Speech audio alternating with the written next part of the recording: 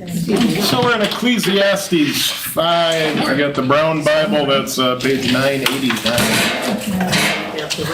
Yeah, the red one, I have no idea what page that one is. Psalms, Proverbs, Ecclesiastes. I can tell you that much.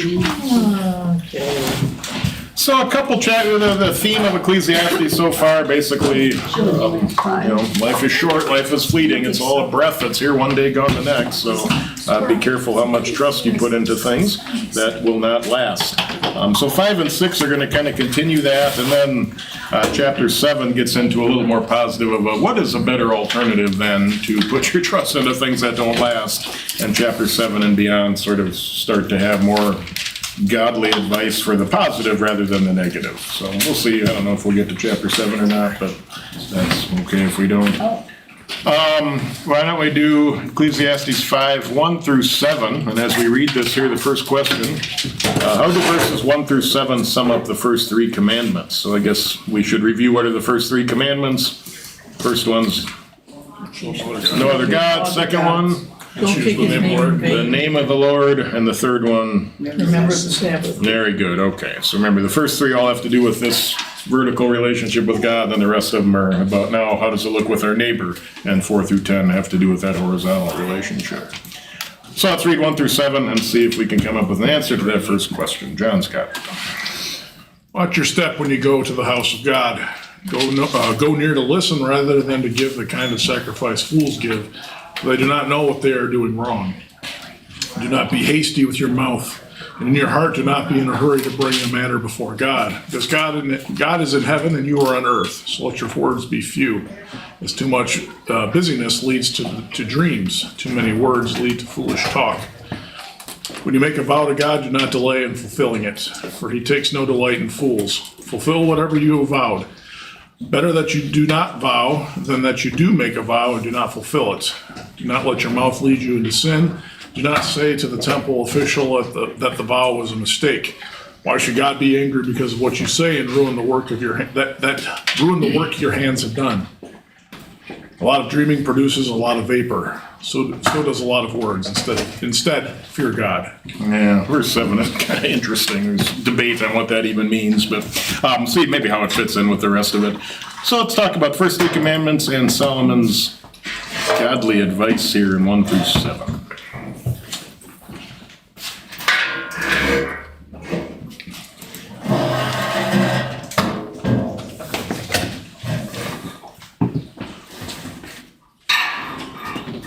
How about the first commandment? You shall have no other gods. Where do you see that addressed here? Maybe some of this is too obvious that it's not worth asking.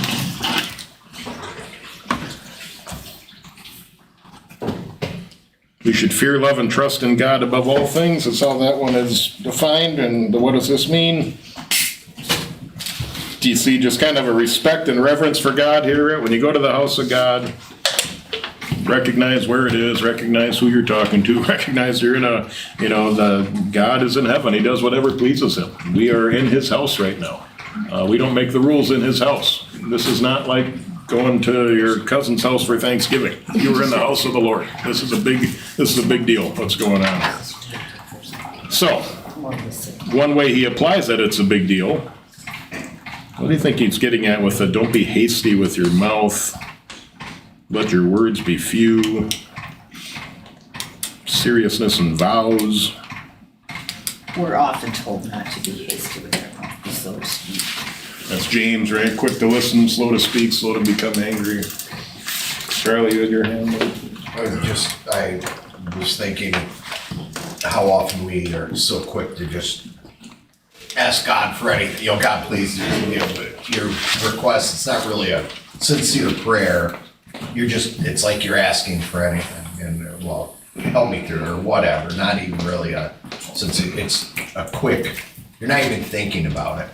You just refer to I want because you want it, and then on the other side of it is with the vows. How often you always hear about in times of distress, bargaining. Bargain with God, yeah. Right, and I'll give you that, I swear I'll do this if you just get me through this. But how many kids do that with homework? Get me through this test. And Promise I'll study yeah, every day. whatever. And to me, that's kind of what resonated there. Yeah, Lord, if you help me out here, I will make sure I'm in church all the time and I'll pray every day. And okay, well, then he gets you through it and you're not in church all the time and you don't pray every day. And Solomon say, God takes those vows seriously, right? So in the Old Testament, the oath formula is what they called it. And we just say, I swear to God. They would say, may God deal with me, be it ever so severely if, and then they would finish their vow. So like the beginning of their oath was, may God punish me if I don't. May God deal with me severely if. So there was a lot more seriousness. And when you took a vow, you better mean your vow. Because you're saying to God, if I don't do this, you can bring the hammer down on me. Nowadays we throw that word around, I swear to God, I swear to God. When the kids do that, I say, listen to what you just said, right? I swear to God that. And then there's that passage where Jesus says, why are you swearing? Let your yes be yes and your no be no. Just tell the truth all the time. You don't have to swear if you tell the truth all the time. Well, this time I really mean it, I swear. Or just always really mean it. That's kind of Jesus' point there when he says, just be honest. You don't need to bring my name into it. Maybe the whole thing about the words too. Turn to Matthew chapter 6. This is 1438 in the Brown Bible. Matthew who? Matthew 6. Matthew, where? And then how about verse 7? Maybe start in 5 even. Yeah. Start, what did you say? How about Matthew 6, 5 through 8? Matthew 6, verses 5 through 8. This is the Sermon on the Mount, Jesus talking about prayer. And I wonder if he's sort of thinking of this when he talks about the many words that people like to go on and on. Someone have that? Matthew 6, 5 through 8, Mary? And when you pray, do not be like the hypocrites, for they love to pray, standing in the synagogues and on the street corners to be seen by men. I tell you the truth, they have received their reward in full. But when you pray, go into your room, close the door, and pray to your Father who is unseen. Then your Father, who sees what is done in secret, will reward you. And when you pray, do not keep on babbling like pagans, for they think they will be heard because of their many words.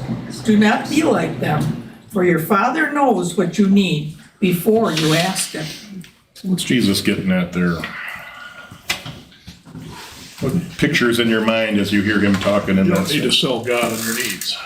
Sell God on your what? You don't need to sell God on your needs. Oh. He knows what you He need. knows what you need. Yeah. Be straightforward with it. You don't need to, Straightforward. you don't need to, it's not a sales pitch. Right. Before you even say anything, he knows what you need. Feel? He does, and he's also saying it doesn't have to be a show. Yeah. Look at me and how. Is it real? You can do it in private though. Right. It's just between you and I. Yeah.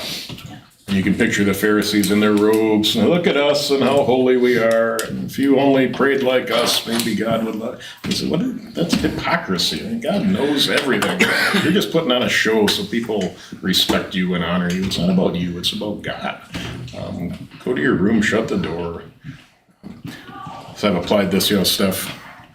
So people know my job, most people, and guess who gets more opportunities to talk about their faith, me or my wife? Just the normal person who works at Oso Brewery a couple days a week. Her, a million times more her. Because she's just a normal person who works at a brewery and talks to normal people after work, and I come in, well, he's the pastor, right? And almost like, so I certainly get opportunities. I don't go there very often, but even just in life in general.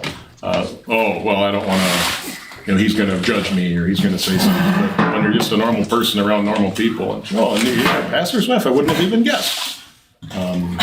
Because it's not about me and the flowing robes, and it's just being with people where they're at. And she gets a ton of chances to talk about her faith and Wear your collar. I don't. So that's a different story. Yeah, the whole clerical collar, and some guys have the attitude, and I don't blame them for it. I don't think it's meant to be, look at me, I'm clergy. But if you want someone to talk to, I'm here. I hope that's where their heart is when you wear the clerical collar. But I suppose it could turn into a, hey, look at me. Anyway, maybe I was a little off topic, but the many words, the hypocrisy, it's not about you. Don't be making all these vows that you can't keep. Serious business here. That third commandment, just remembering the Sabbath day, like we said, the fact that you're in the house of God in the first place here shows you obviously are taking his word seriously when it comes to that. The one when it says out there too, go near to listen. Don't walk into God's house and say, here I am. Right, I got something I want to tell you today, God. First of all, I'm here to listen to what you have to say to me. And that's, any conversation, we talk about prayer. Prayer is a conversation with God, and it's got to be a two-way street. It's not just always me talking to him. It's also, now what do you have to say to me? And that's where this comes in. It should be balanced. Any conversation needs to be balanced. You have to talk and you have to listen. And God says, I want you to pray a lot, but I also want you to listen to what I say. So thank you, Amanda. I appreciate that. Do we have any more of those little to wipe the, do we? Oh, is it in there? Okay, thank you. Appreciate that. Anything else on 1 through 7 there?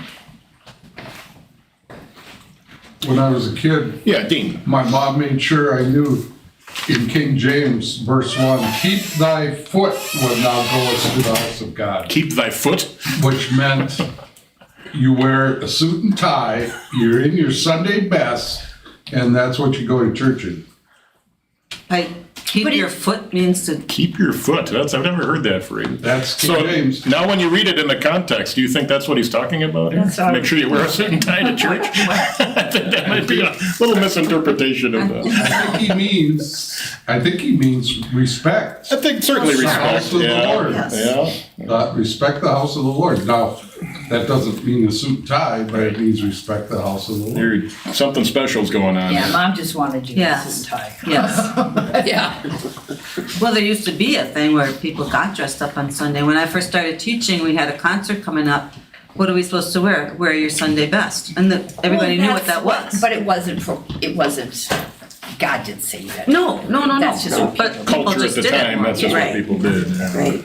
It could be as easy as just taking your just- hat off. That's not, yeah, the Yes. respect for the, yeah, I noticed that, yeah, people might come in Alaska, we had that a lot, and people just dressed like you're going out fishing afterwards, right? But when they came to church, the guy would take his hat off, right? Respected that I'm in the house of the Lord here, and hey, that works for me, right? That works for me. Not gonna yell at a guy for not wearing khakis and a tie.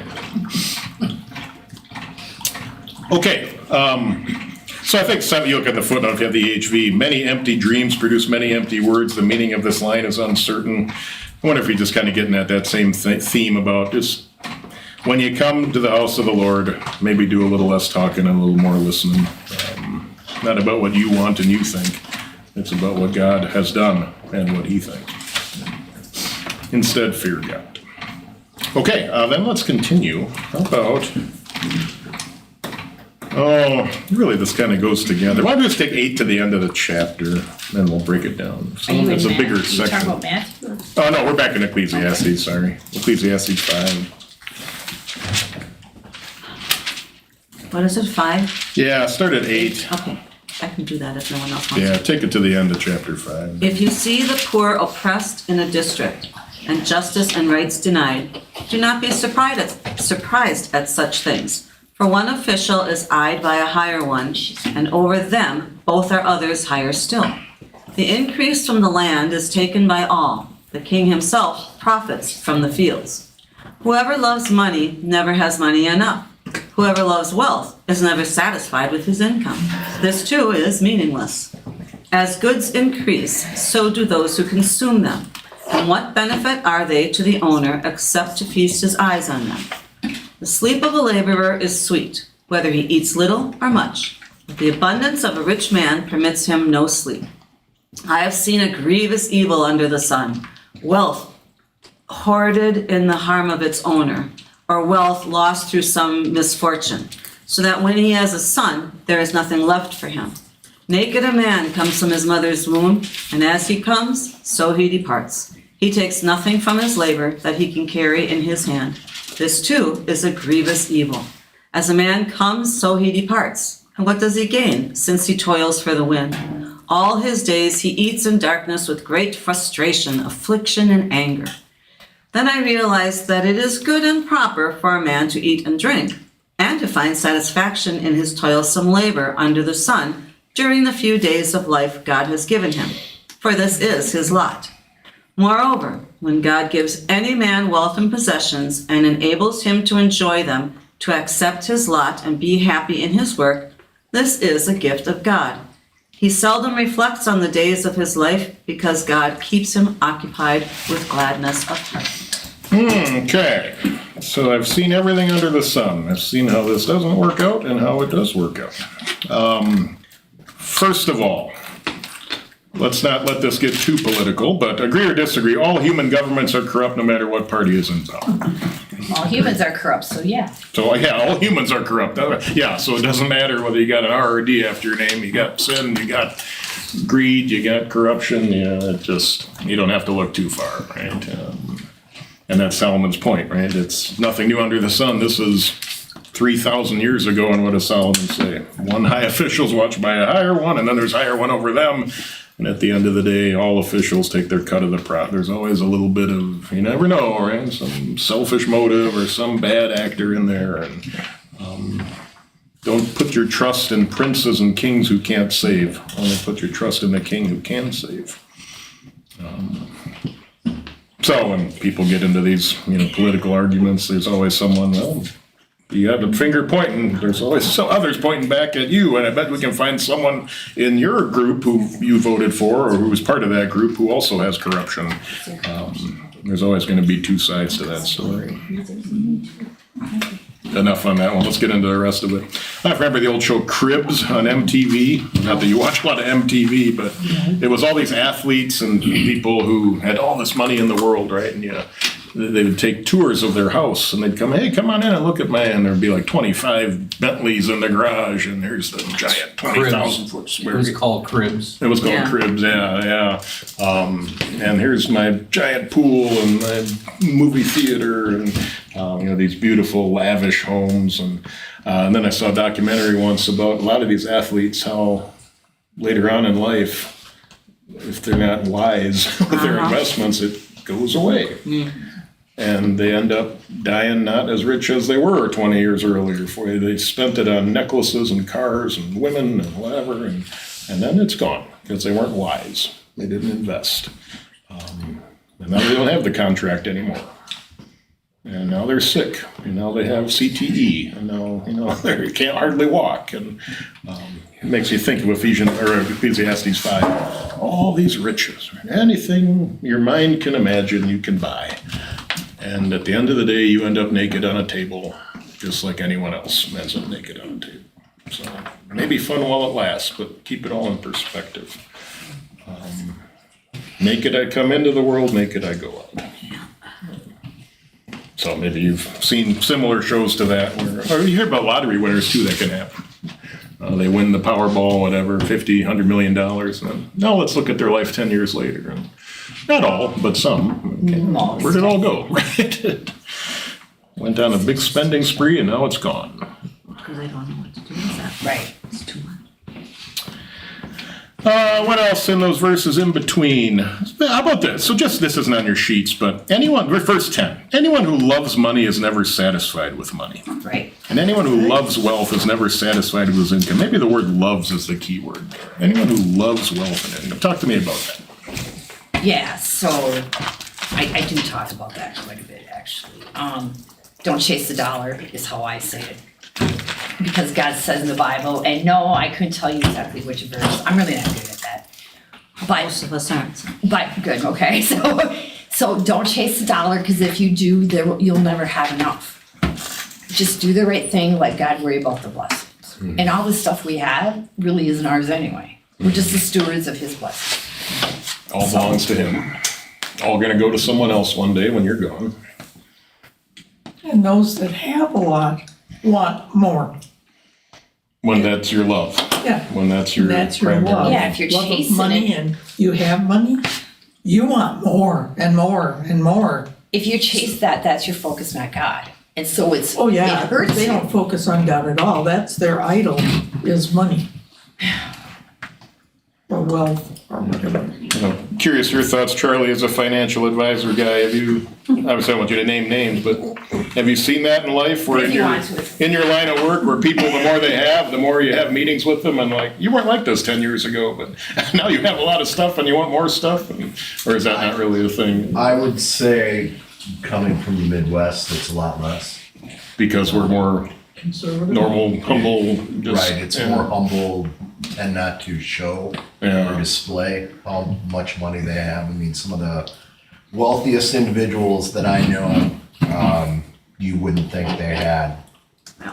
hardly anything. They drive a. There are those that, I do have people that are, as you said, but I think it's a good mix.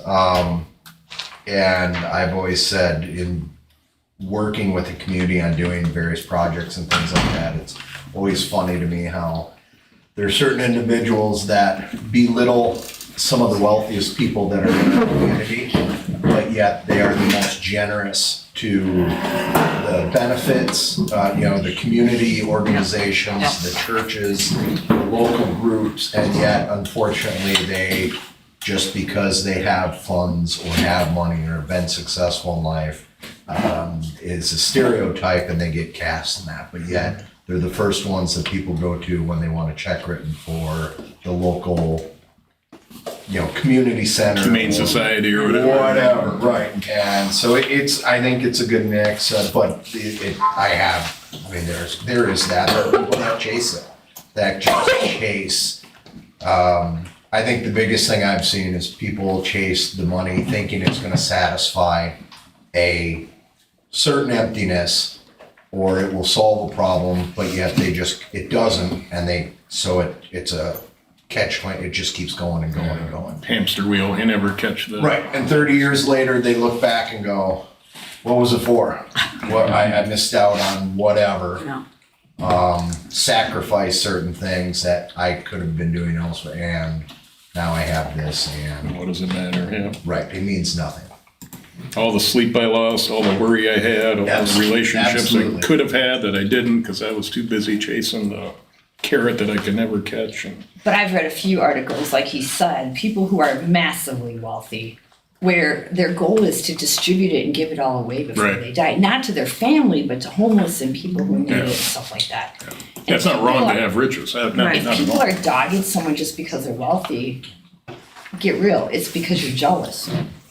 That's what's going to drive that, right? Many people. Well, I think a lot of people who have, at least here again, who have accumulated wealth have done so because they understand that they are blessed by God. And then And their hard work, and therefore they want to give money back to the community. They understand and they want to give that money back. And like I said, that's why some of in churches, they have some very large donors, because they understand it, they get it, and they want to give money back to the church. And I would say in a lot of cases, at least around here, you talk to a lot of members of various churches and they wouldn't be able to tell you who some of their biggest donors are, because the people who tend to donate are quiet. I don't want to talk about it. I don't need my name on a picture somewhere. Right. Well, the video today, right? The big giver to home missions is the Schwann Foundation. I know Schwann's isn't, I think they kind of shut down in our area, but millions and millions of dollars a year from to open up new churches, right? And, Well, even remember the early 2000s when they reduced what they were giving, that nearly crippled Synod's mission efforts for years. depended on it so much, yeah. Yeah. How much does a Quick Trip family? Yeah, the Zietlows and Quick Trip, they're another very generous donor. Yep. So, talks about the unfortunate when people lose their investments or they hoard it to their own harm. And children have nothing left because it all went away. How about 18 through 20? A happy rich man is a true gift from God. Isn't that kind of what he's saying there? Here's what it is to be good. Eat, drink, are you talking Hard verses work. or chapter? plus 18 through 20, yeah. Verses? which Lynn read earlier. Just realizing where it comes from and being content with what you have. Rejoice in your hard work. Enjoy your reward. 18 through 20, yeah. Verses, not chapters. Correct. So verse 20, the man seldom reflects on the days of his life since God keeps him busy with the joy in his heart. I like that verse. I don't sit here wondering what could have been, and all the things of the past. And I don't worry about the future because only God knows that. I'm just worried about today. And each day has enough trouble of its own, Jesus said back to the sermon. Why do you worry about tomorrow? There's enough going on today. There was a James, I forget what chapter, 1 or 2, the guy who says, tomorrow I'm going to go here, tomorrow I'm going to go there and do this and that. You don't even know if you'll be here tomorrow. Your life is a mist that's here for a while and vanishes. If it's the Lord's will, I'll do this, that, or the other thing. But don't get so wrapped up in the future that you have zero control over. Enjoy your life. Trust God. Know where it all comes from. Sleep well at night. And do it again tomorrow. Solomon, who had everything, including riches, as I learned at the end of my life, that's kind of the secret. That's the key to it all, is just trusting in the Lord. Well, I think it just means, too, it's okay to be happy. It's okay to be excited about stuff. You don't have to walk around. But I think olden days, people thought like they had to be quiet to themselves. We didn't, I'm a Christian, I'm doing well, but I don't want anybody to think that I'm gloating over it. Can't be too, I don't want I to be think arrogant. God wants us to be happy. It's okay to be happy It's okay about to stuff. smile. It's okay to, That's exactly what Solomon's saying here. Well, recognize where it comes from. Enjoy your reward. Enjoy the fruit of your labor. That's a gift from God.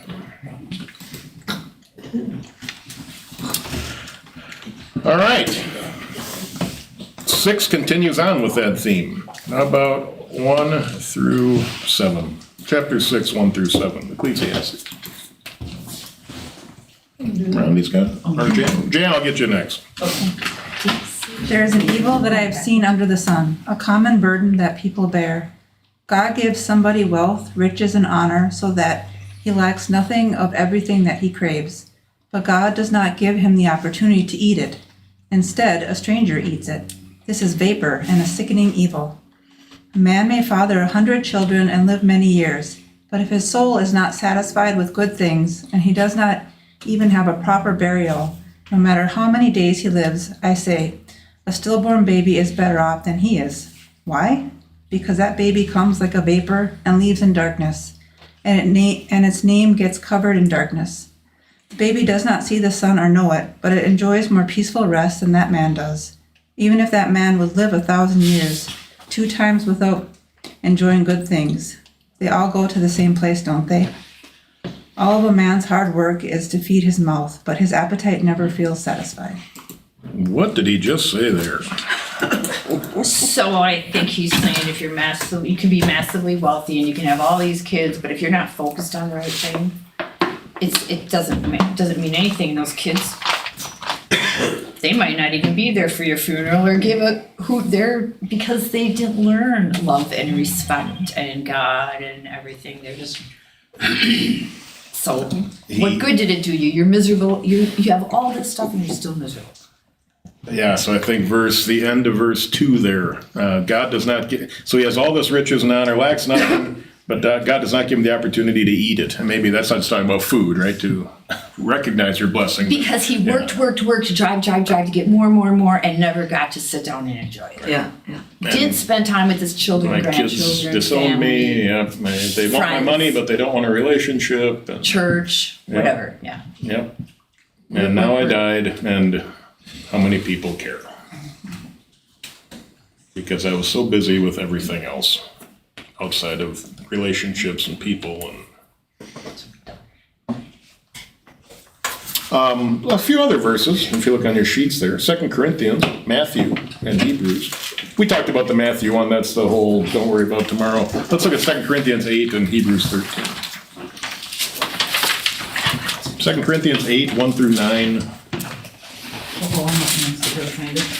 Jan, you're going to be up. I'll wait till I tell you there. And then Hebrews 13, 5. The page numbers anybody there. 1695. 95. Thank you. So this is one of a lot of stewardship passages in 2 Corinthians here. This is one of them. Kind of this attitude toward our stuff, the opportunities we get to serve others with it.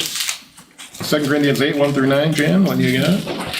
Now, brothers, we want you to know about the grace of God that was given in the churches of Macedonia. In a severe test of trouble, their overflowing joy and their deep poverty overflowed into an abundance of their generosity. I testify that of their own free will they gave according to their ability and even beyond their ability, pleading with us with an urgent request for the gracious privilege of joining in this service to the saints. And they did this not as we had expected, but in keeping with God's will, they gave themselves first to the Lord and then to us. As a result, we urge Titus, since he had already made a beginning, to bring to completion this gracious gift on your part. But just as you overflow in every way, in faith, in word, in knowledge, in all diligence, and in your love for us, see that you also overflow on this gracious gift.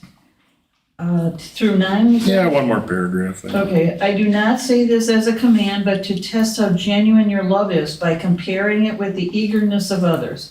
For you know the grace of our Lord Jesus Christ, that although he was rich, yet for your sakes he became poor, so that through his poverty you might become rich.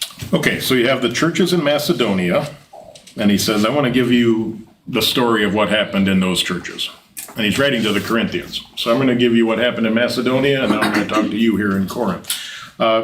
In your own words, what happened in Macedonia when, so the reason this all is happening is there was a famine down in Jerusalem, and things were really tough for those people financially, and they weren't eating, they're tough to get food on the table, and the churches took a collection for the people back in Jerusalem. From what you read, what was the reaction to the problem from the churches in Macedonia? When they heard about the famine in Jerusalem, what did they do? Well, the poor as well as the rich wanted to give and help others. Regardless of how much they had, they were given to the church first, and then the rest they... It wasn't a command. No one made them do anything. It's not, well, everyone has to pony up this amount or else. It was, I love verse 4. They were pleading with us. Yeah. Can you imagine that? Like, here's an opportunity to give. Oh, please, can we give? Can we give even more? They just were so excited to help out people who were struggling. They were so excited. We have more, they have less. What can we do to help? That was what was going on in Macedonia. They were content with what they had. Right? They realized it was all a gift from God, and they were more than willing, in fact, going out of their way to give. So then in Corinth, what's Paul saying? There is a great example. And I'm not going to command you. It's not a rule. It's not a law. I can't sit here with a bill and you have to pay a church tax, whatever. But the earnestness that they had in Macedonia, that is something to try to emulate. Then he closes it with that whole, Jesus was rich and he became poor. But to have that attitude, what does your attitude toward your riches need to be? That we're just stewards of his blessing. That's all it is. We're just stewards. And, what would he want me to do with it? And this is temporary, so why hoard it? It doesn't matter. Yeah. He will provide. Seek first his kingdom. All these things will be added unto you. Tough to believe sometimes. Tough to actually follow through with that. But that's his promise. Not just a suggestion. It's his promise. Does someone have Hebrews 13:5? Sure. Dean has that. Keep your life free from the love of money and be content with what you have. For God has said, I will never leave you and I will never forsake you. Seems like love of money keeps coming up a lot. The love of money, the love of money, the love of riches. Keep your life free. Don't be poor. No, he's not saying you can't have riches. Keep your life free from the love of riches. Mm-hmm. Go ahead, Jim. Don't you think the love of money is behind all the world's corruption? Much of it, I would say, comes down to that. Say pretty much everything. That is certainly one thing that causes a lot of it.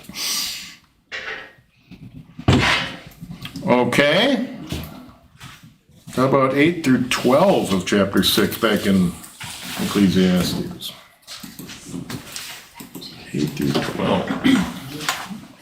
Keep going, Randy. So what advantage does a wise man have over a fool? What advantage does a poor man gain who knows how to keep walking among the living? Better to have eyes that look at what is actually there than desires that roam.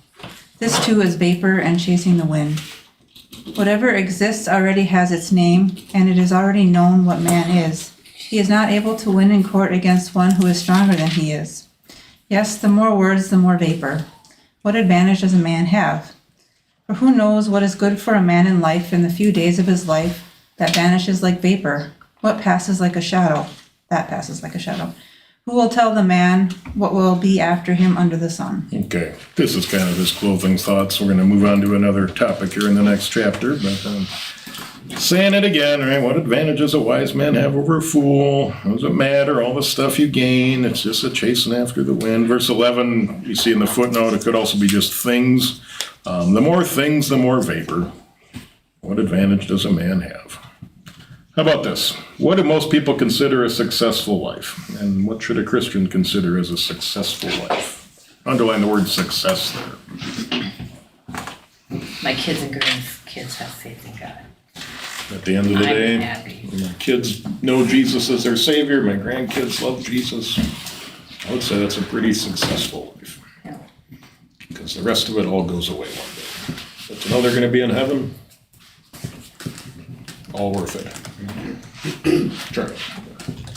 Can't help but think with this lesson, the various verses and everything reading, how often it's, in my opinion, obviously I have a particular bias of my background, but I look at how this is presented, or rather successful and people who are wealthy are presented as evil. Mm-hmm. Versus, I mean, obviously we're talking about chasing money, the love of money. However, how many times these verses are used to almost condemn and to say, you need to give up all your money and give it to the church. Right. Or some other, but very often in that case. And It's a complete misapplication of the verse. right, He's not saying that here at all. misunderstood because you're only taking those points out of context and you're not placing it with other things. But you read this and you're like, boy, going through and having the discussion you're looking at the whole thing. It's really the chasing of it. Right. However, so many times it's not, you don't look at that whole thing, or churches don't. It's presented to people as, you talk to congregants, the average person on the street, money's the root of all evil. Right. But no. Yeah. Missing a couple But words there. many verses in the Bible are taken out of context and misquoted. People if they have a lot of money, they must be some awful pagan heathen. All they care about is money. And I heard about a guy in the Bible today who had a whole lot of stuff, Abraham. He had servants and he had an army even, and later in Genesis. And he's never accused, you're so rich, you need to give it all away. No, that's a blessing to a lot of people that he had all the stuff he had. You can certainly have a lot and still have a great faith in God. Thank you for that point. Riches do not equal evil. Now, with riches come temptation. Sure. Absolutely. But with a lot of things come temptation. Yeah. And the devil knows exactly your weak spots. Right. So, what is I think it was Luther, when God builds a house, the devil builds a chapel next door. I don't know if that was Luther, one of the old theologians. I think it was Luther, but God builds a house, and there's the devil. Whatever it is, there's the devil right next to it. And he's always going to be there to twist it and to find a way to corrupt it.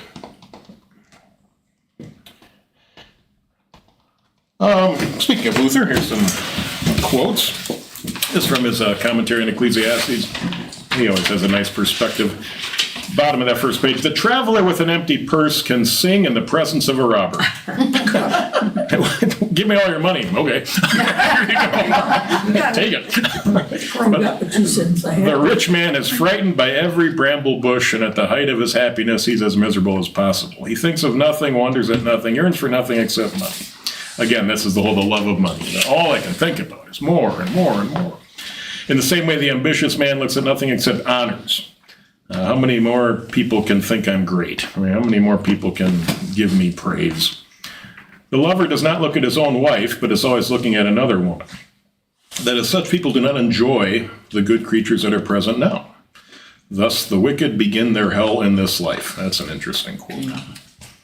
In his mind, the picture of hell, it's always wanting something you can't have. And who's the Sisyphus? Who's the guy who rolls the boulder up the mountain but can never get it up? Says that Sisyphus, I think, the old Greek legend. Ultimately, hell is what? There is no more God. There's no more love of God. I told you the story, one of my professors, in hell, a church bell rings every 15 minutes, but there's no church to go to. And I don't know if that's true or not, but his point was, hell is the absence of everything good. But will you have a constant reminder of what could have been? And that's part of what hell is. It's what you could have had, and now there's nowhere to go. That would be kind of torturous if you think about it. So the wicked begin their hell in this life. They're deprived of the use of all creatures and gifts of God. They never see the sun, which we nevertheless have every day. In other words, they don't rejoice in the gifts of God, but are always looking for something else. And the other one, no one is able to consider the good things he has or be content with his lot. If he were to consider himself, he would not long so much for what belongs to others. If, for example, old men could see the dangers that afflict youth, they would not want to be young. Well, I want to talk about this quote. So if old men could see the dangers that afflict youth, they would not want to be young. If young men could see the discomforts of old age, they'd be willing to bear their own discomforts and would not begrudge the elderly their comforts. Talk about those two sentences. Not that this is from the Bible, this is just Luther commentary on the Bible. I've often said youth is wasted on the young. Youth is wasted. You don't know what That's you a have. song, isn't that in a song? Is it a sign? I think those are the lyrics in a song. Anyway, it's The true. grass is always greener. Grass is always greener. Oh, if I could be young again. Do you really want to be young again in No. 2026 America? I don't want to be that stupid. But I'd like to have the energy to go with it. If I knew now and then was, Right. young, that would be That's why I say it's wasted on the young. I think the last week that all the stress and things that I did not have when I was that age that these youth have to go through now, and it's a different world out there. And that's part of the reason why Steph kind of quit doing the life group, because I just can't relate to the kids anymore. I don't feel, back in the day, high school kids, and I can relate and hang out, and then you get to an age, I love They you. all talk but in acronyms. It's now. different now, yeah, and there's someone else who's a lot closer to you who can probably relate to you more. I've gotten to an age where I just can't. Go ahead, Charlie. I was just gonna say, one of the things in our own personal lives, you're getting Georgia later in life, and I've always said, you look at a young couple who has kids early, they have the benefit of having those children, they can do more things, more energy, the longer lifespan with their children, but yet they're not as financially secure. But yet I look at like our situation, we were older when we got Georgia. Okay, we're more financially secure. We're not worried about every little thing, but yet you don't have necessarily the energy or the length, time lifespan to do as much or to see grandkids. There's that each side of that coin. They're like, well, I wish I had this, but yet I don't have it. You just. So thank you for what I have, Lord. I don't have this, I don't have that. I'm glad I I have can my complain kids. about it and or just rejoice in what I have. So on the flip side, the youth who, I just can't wait to get old, and then you say, do you really want to get, let me tell you what happens when you get old. Right? You have all sorts of new problems when you get to be mad. So wouldn't it be nice to not have my parents possibly around? Wouldn't it be nice to be on my own? Well, here's what comes with that. Life changes when you're out on your own. It's kind of nice to be able to go into the pantry and grab whatever you want to eat and not have to go to the store and buy it on your own. The aches and pains and worries and stress of life. All of a sudden, when our girls moved out, they were shopping Goodwill and stuff. Before that, they would go to the mall and to the high-end stores and stuff. Right? When they're spending our money, there was no limit. When they spend their own, they're pretty tight. A little cheaper at Goodwill than the Gap. They got plenty of limits, don't they? I buy you shopping stuff, you want better, get a job. It's different problems, yeah. It's, I'm trying to instill that in our girls. The problem with them now, you're just gonna have different problems later. yeah. Yep, they will just be new problems packaged in a different package. So we do not do this, he says. Instead, we're always looking at what belongs to others and despising what belongs to us. Thus, the rich miser looks at and desires what he doesn't have, but neglects what he does have. His soul is not satisfied. He doesn't stick to his assigned task. No one is content with his lot. The spectator of a play always imagines he would perform it better. I got to think that a lot refereeing basketball. I got up to doing the varsity state tournament in Alaska, and you got to hear a lot of fans.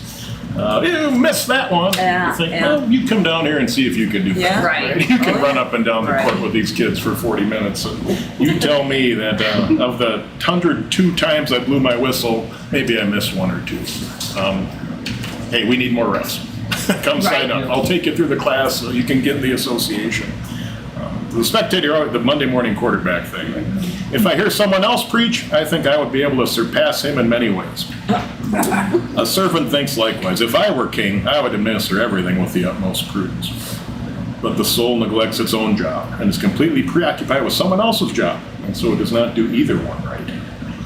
Whoever does not take care of his own things will do very poorly at taking care of other people's things. God's given me an assignment to keep me from becoming idle. Look at how I desert my own work and become busy with someone else's. A lot of wisdom in that quote. Always complaining about everybody else and what they're doing. Have I taken an inventory of what I'm doing? I could be doing better. Who can I love? Who can I serve? Luther? Yeah, it's a quote from Luther. 500 years later. Yeah, 500 years later, nothing Nothing at new all. under the sun. Nothing new under the sun. All right, well, that's a good place to pause. I got a baptism over at the Word today, so Oh, that's I'm gonna get there a little earlier. See, I said there was a baptism today. I was right. No, I wasn't sure. if it was there. happening or not. Don't get caught up in the weeds. Okay, so women's breakfast Tuesday, UFOs Thursday, church on Wednesday. Unfinished objects. But you don't have to bring anything. I think last time I Grade did 6 string and unfinished object. You know, like a craft pot or whatever you want. I'm not retired yet. I cut back on Tuesday through Let's Thursday. close out with prayer. Heavenly Father, thank you for another opportunity today to be reminded of that simple truth that we, on this our faith depends. Christ has died, Christ has risen, Christ will come again. And that beautiful verse from John 3, God so loved the world, he gave his one and only Son. Whoever believes in him will not perish but have eternal life. And that is no if or maybe or I think so. That is your firm promise in his completed work. Thank you for that confidence it brings in life and especially in death. And as we talk about Ecclesiastes and all the other blessings you give us on top of that, keep us grounded, keep us enjoying them but not loving them, keeping them in their place and using them to your glory, how you see fit for your kingdom. Thank you for our opportunity to meet today until we meet again in Jesus' name. Amen. Amen. All right.